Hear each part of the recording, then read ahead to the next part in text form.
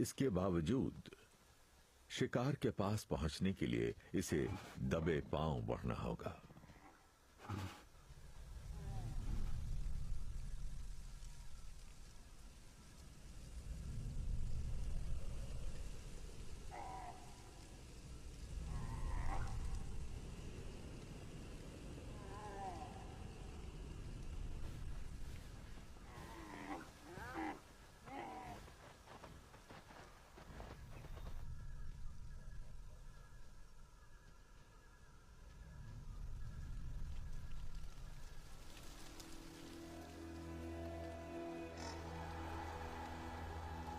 इसे बहुत सावधानी से